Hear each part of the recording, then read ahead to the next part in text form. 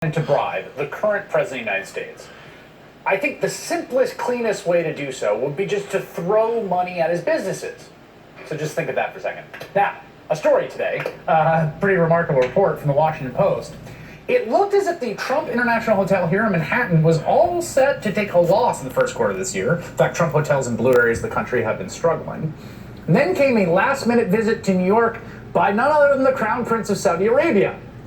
This information comes from a previously unreported letter from the hotel's general manager obtained by the Post. And here's the most telling part. The Crown Prince didn't even stay at Trump's hotel.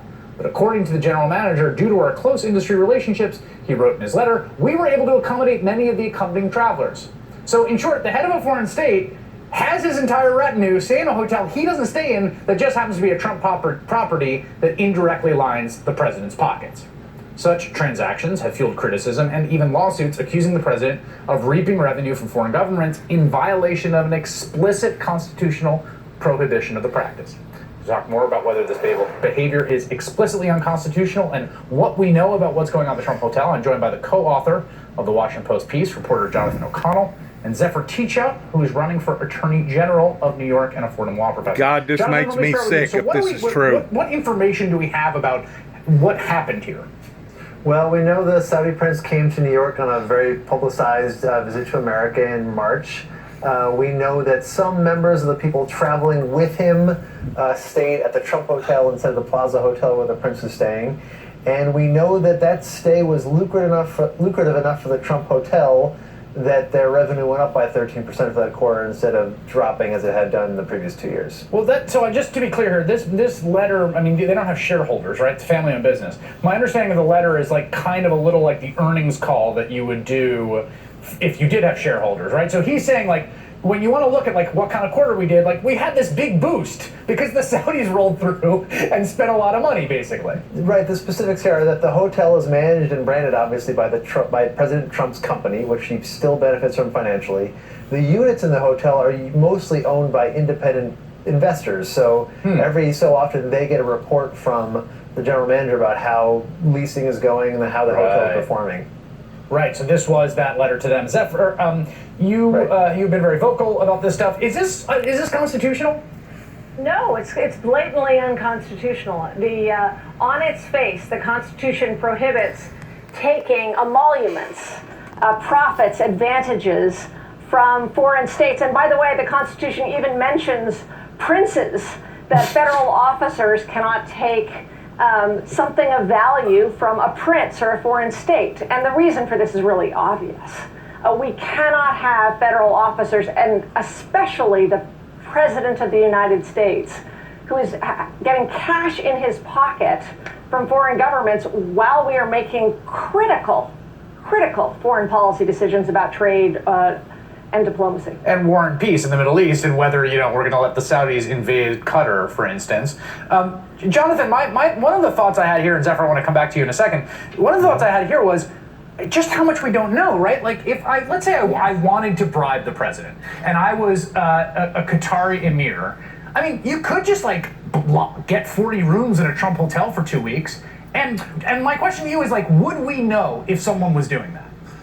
That's an interesting question. The president's company donated $150,000 to the Treasury at the end of 2017, which they said was the profits from the major business at their hotel company. We don't know anything more than that. We don't know who the people spending that money are, other than a few published reports about major stays at mostly the Trump DC hotel. We don't know how much each of them spent. We don't know who exactly stayed there.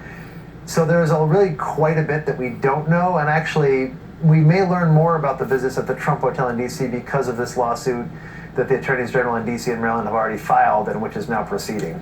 Yeah, what do you think of the lawsuit, Zephyr? Oh, it's an incredible and essential lawsuit. But of course, the New York Attorney General and New York should be in that lawsuit so we can also learn about what is happening in New York with New York businesses. The other stories from the Trump International Hotel that we don't know, the other stories about foreign money going through Trump's businesses that we don't know. And actually a week after Donald Trump was elected, even before he took office, I sounded the alarm and said, look, it looks like Donald Trump is set to violate this essential clause of the Constitution worked with an incredible legal team, and 3 days after Donald Trump took office, we filed the first emoluments lawsuit. But the New York Attorney General needs to be a part of this because we know there's unconstitutional behavior, but only from public reports. We don't have the tax returns. We don't know all the financial flows. But we do have now, Jonathan, is that law, this is sort of somewhat uncharted constitutional territory. Absolutely. And what did happen, I mean, for a lot of reasons, we haven't had like a person like this be president of the United States before, but the federal judge, at least at the district level, said, yeah, you've got standing and you can, this is a real case that could go forward.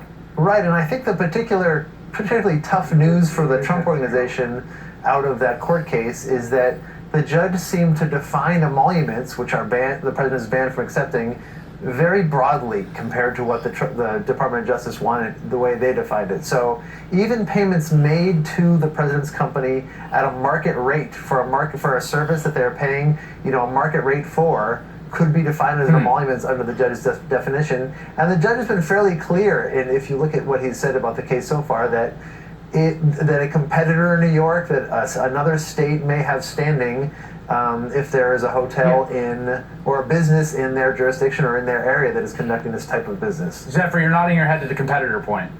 I was nodding my head to the whole thing. The only thing I'd frame slightly differently is that Donald Trump's lawyers had a radical and cramped and bizarre definition of emoluments, which basically said it's only an emolument if it's a bribe. It's only an emolument if it's in exchange for some presidential action. So the Judge Massetti's ruling defined emoluments in a way that I and others have been pushing for now 20 months, but it's a common sense way to understand it. Right. This prohibition is against money coming in from foreign governments, and you don't have to prove that there's some kind of quid pro quo. All right, Jonathan O'Connell and Zephyr Teachout, thank you both. Still to come, the ongoing horror of... That just made me sick at my stomach. Absolutely sick at my stomach. That Donald Trump did not have enough sense not to take blood money from the Saudis. It was the Saudis that killed over 3,000 people. It was the Saudis that planted discourse amongst all the other nationalities, if you want to call them nationalities, over there in their country towards their ideology of the Sharia law. It was the Saudis that was in bed with the Bushes, even going all the way back to Mr. Oman Bush's father back in the 20s and the 30s of the oil tycoons. And to think that Donald Trump has done this, this is almost an act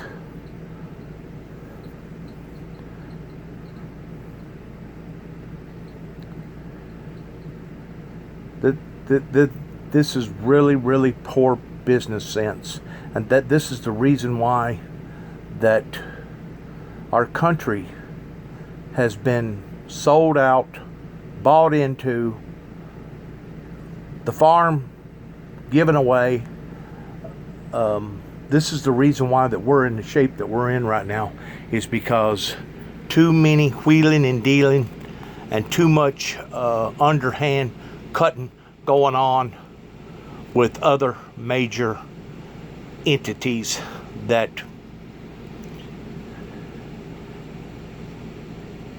if our government apparently wants to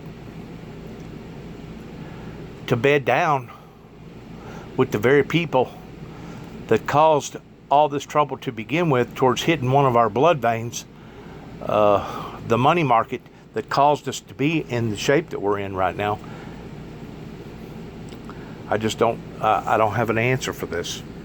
I don't see a strategy in behind this that would be to our advantage in any form or fashion, other than once more making a commitment with the Saudis, or the Saudis making a commitment with us.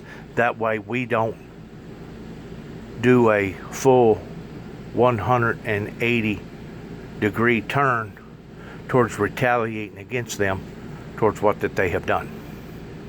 That whole area over there is a tinderbox. That whole area. And it's just a matter of time before the truth is going to come out about the Saudis and their illegitimate affairs towards poisoning all these other countries just because they got a little bit of money in their pockets. All in the name of oil, all in the name of greed, all in the name of power. I pray to God that there's some sort of internal, fundamental reasoning or strategy or a tactic that I'm not aware of that's going to maybe come back around sidewinding into the side about all this, because on the front end it really looks bad. It really does.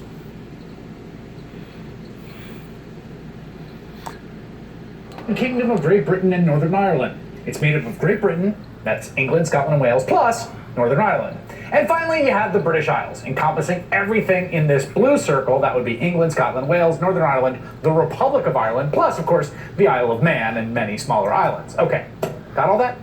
As I said, it can be confusing, and any of us, myself included, could get mixed up.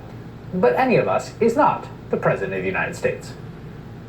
People call it Britain, they call it Great Britain, they used to call it England, different parts. But the UK, great respect. And that's thing two in 60 seconds. Employee of the Year, Anna.